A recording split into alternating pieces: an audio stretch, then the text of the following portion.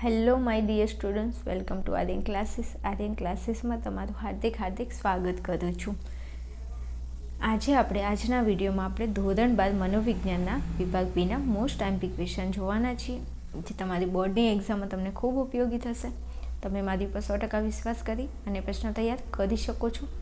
ઘણા બધા વિદ્યાર્થીઓ ભણે છે મારી ચેનલની અંદર.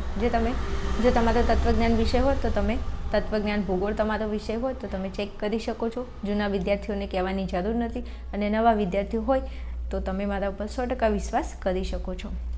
બીજું, વિદ્યાર્થીઓ માટે તમને જણાવવાનું કે તમારે વિભાગ એ અને બીની તો તમારે ફૂલ્લી તૈયારી કરવી પડે, કેમ કે વિભાગ એની અંદર તમને કોઈ ઓપ્શનમાં પ્રશ્નો મળતા નથી અને વિભાગ બીની અંદર પણ એવું છે કે તમને અથવામાં કોઈ પ્રશ્નો મળતા નથી, કોઈ વધારાના પ્રશ્નો નથી હોતા. એટલે આ બેની અંદર બની શકે તમારાથી એટલી વધારે મહેનત તમે કરજો, કેમ કે જે હોશિયાર વિદ્યાર્થી છે, જેને પોતાનું રિઝલ્ટ, જેનું પરિણામ જેને સારું લાવવાનું છે, તો એ વિદ્યાર્થીઓને ખાસ મારું એક સજેશન છે કે વિદ્યાર્થીઓ તમે વિભાગ એ અને બીમાં તમારાથી મેક્સિમમ જેટલા પ્રશ્નો તમને યાદ રહે, જેટલા પ્રશ્નો તમારાથી તૈયાર થતા હોય એટલા તમે કરી લેજો. કારણ કે જો આપણો માર્ક્સ કપાય તો આમાંથી કપાય, બાકી વિભાગ સી, ડી અને ઈ છે એમાં તમે થોડું લખાણ લખેલું હશે તો એવું તો નથી કે એમાંથી માર્ક્સ આવવાના જ નથી, પણ આમાં તો જો એક વિકલ્પ ખોટો તો 1 માર્ક્સ ગયો, અહીંયા એક પ્રશ્ન ના આવડ્યો તો 1 માર્ક્સ ગયો. એટલા માટે હું તમને થોડું સમજાવું છું. ચાલો શરૂઆત કરીશું આપણે વિભાગ બીની. પ્રશ્ન નંબર 1માં વ્યક્તિના શ્રવણ સંવેદનની સીમા જણાવો. પ્રશ્ન નંબર 2, કડવો સ્વાદ જીભના કયા ભાગથી પારખી શકાય છે. પ્રશ્ન નંબર 3, પ્રત્યક્ષીકરણમાં સામૂહિકરણના નિયમો મનોવિજ્ઞાનના કયા સંપ્રદાયે આપ્યા છે. પ્રશ્ન નંબર 4, સીટી મોર્ગને આપેલી શિક્ષણની વ્યાખ્યા લખો. પ્રશ્ન નંબર 5, મધ્યકણના અસ્થિઓના નામ જણાવો. પ્રશ્ન નંબર 6, અભિરુચિ માટે મેકડુગલે અપ્રગટ ધ્યાન શબ્દનો પ્રયોગ કર્યો છે. ચલો પ્રશ્ન નંબર 7, દ્રષ્ટિ સંવેદનમાં નેત્રપટીય વિષમતા કયા કારણોથી સર્જાય છે. પ્રશ્ન નંબર 8, સંગઠનમાં સમીપતા એટલે શું. પ્રશ્ન નંબર 9, ધ્યાનનો આધાર કોના ઉપર છે. પ્રશ્ન નંબર 10, પ્રત્યક્ષીકરણ એટલે શું. પ્રશ્ન નંબર 11, ઊંડાણના પ્રત્યક્ષીકરણ માટે જવાબદાર સંકેતોના નામ લખો.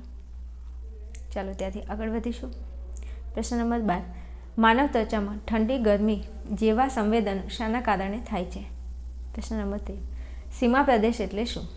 પ્રશ્ન નંબર 14, પ્રતિભા સંપન્ન બાળકોનો બુદ્ધિઆંક કેટલો હોય છે.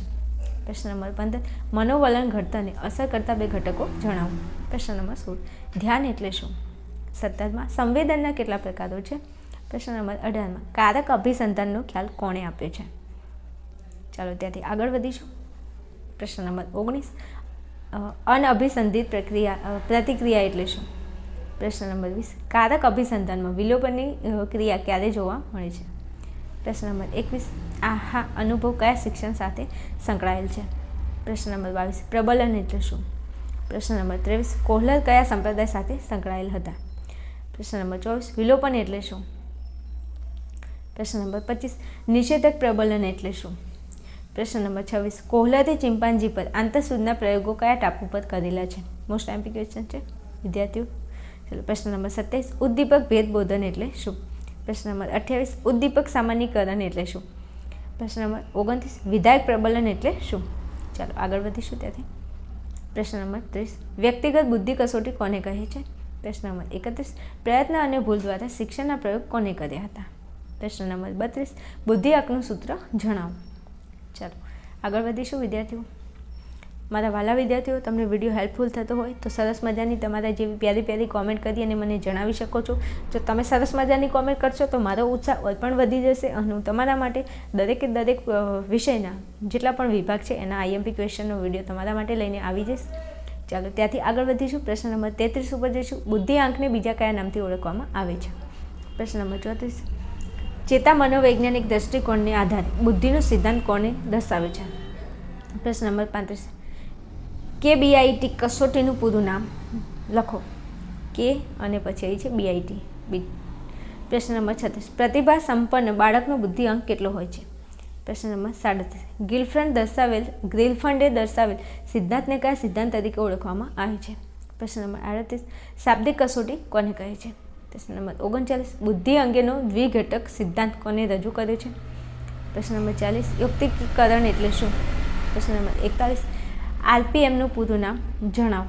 પ્રશ્ન નંબર 42 પૂર્વગ્રહ એટલે શું? પ્રશ્ન નંબર 43 મનોવલણ ઘડતરને અસર કરતા 2 ઘટકો જણાવો. ચાલો ત્યાંથી આગળ વધીશું.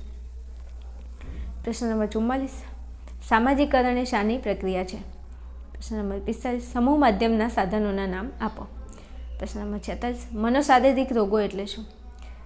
47 શિક્ષણનું પુનર્ગઠન એટલે શું? 48 કુંપાસ્વામીની મનોવલણની વ્યાખ્યા આપો. પ્રશ્ન નંબર 49 યોગની ભેટ વિશ્વને કોને આપી છે?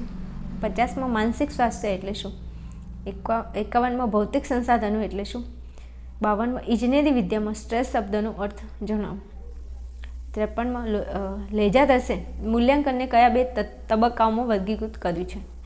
પ્રશ્ન નંબર 54 મનોભારક કોને કહેવાય? ચાલો ત્યાંથી આગળ વધીશું. પ્રશ્ન નંબર 55 મનોજાતીય વિકાસની અવસ્થાઓ કયા મનોવૈજ્ઞાનિકે દર્શાવી છે? પ્રશ્ન નંબર 56 ઓસીડીનું પૂરું નામ જણાવો. પ્રશ્ન નંબર 57 એડીએચડીની વિકૃતિનું પૂરું નામ જણાવો. પ્રશ્ન નંબર 58 સામાજિક ભયને અન્ય કયા નામથી ઓળખવામાં આવે છે? પ્રશ્ન નંબર 59 ઓબ્ઝિમને નૈદાનિક પરિભાષામાં શું કહે છે? થોડું જોજો અહીંયા. ચલો પ્રશ્ન નંબર 60 વર્તનવાદના પ્રણેતા કોણ હતા? પ્રશ્ન નંબર 61 રોજર્સનો અભિગમ કયા નામે ઓળખાય છે? પ્રશ્ન નંબર 62 બોધાત્મક ઉપચાર પદ્ધતિ કોણે આપી છે? પ્રશ્ન નંબર 63 એપીએનું પૂરું નામ લખો. ચલો પ્રશ્ન નંબર 64 તાર્કિક ભાવાત્મક ઉપચાર પદ્ધતિ કોણે આપી છે? ચાલો ત્યાંથી આગળ વધીશું. પ્રશ્ન નંબર 65 સલાહમાં ઓછામાં ઓછા કેટલા માણસો પ્રત્યક્ષ સંપર્કમાં આવે છે? પ્રશ્ન નંબર 66 વિકૃત ભય કોને કહે છે? 67 હવાનું પ્રદૂષણ કેવી રીતે ફેલાય છે? ચાલો ત્યાંથી આગળ વધીશું. એપીજીએનું પૂરું નામ શું છે? એપીજીએ. ચલો સલાહ પ્રક્રિયાનું પ્રથમ સોપાન કયું છે? 70 વાર્તાનિક અભિગમનું વનોપચાર નામ કોને આપ્યું છે? પ્રશ્ન નંબર 71 મનોપચારની પ્રક્રિયાના તબક્કાના નામ આપો. 72 ચામડીના કેન્સરનું પ્રમાણ વધવાનું કારણ કયું છે?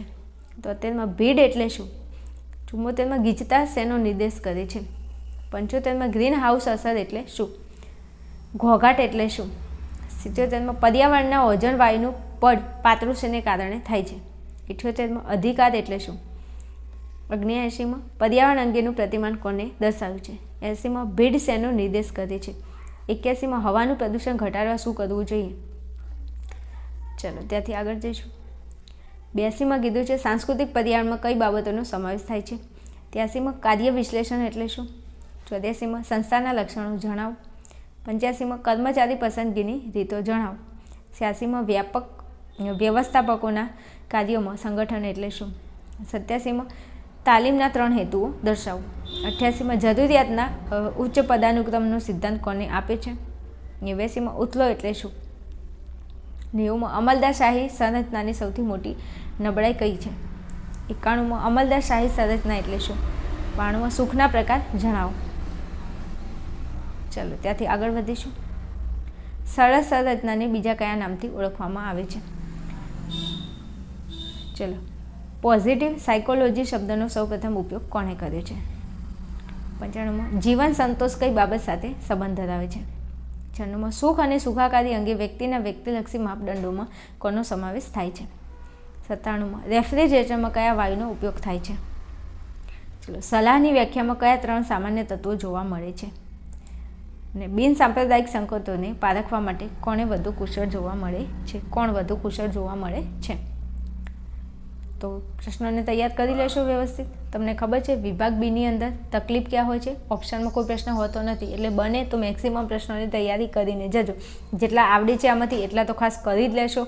પણ એવું લાગે છે કે તમને વધારે યાદ રહે છે જે વિદ્યાર્થી હોશિયાર છે અને જેને તૈયારી વધારે કરવાની છે, જેને એવો ટાર્ગેટ છે કે 1 પણ માર્ક્સ આપણો કટ ના થવો જોઈએ, તો એ દરેક પ્રશ્નની તૈયારી વ્યવસ્થિત રીતે કરીને જજો. ઓકે, ચલો મળીશું નેક્સ્ટ વિડીયોમાં. ત્યાં સુધી જોતા રહેશો આર્યન ક્લાસીસ.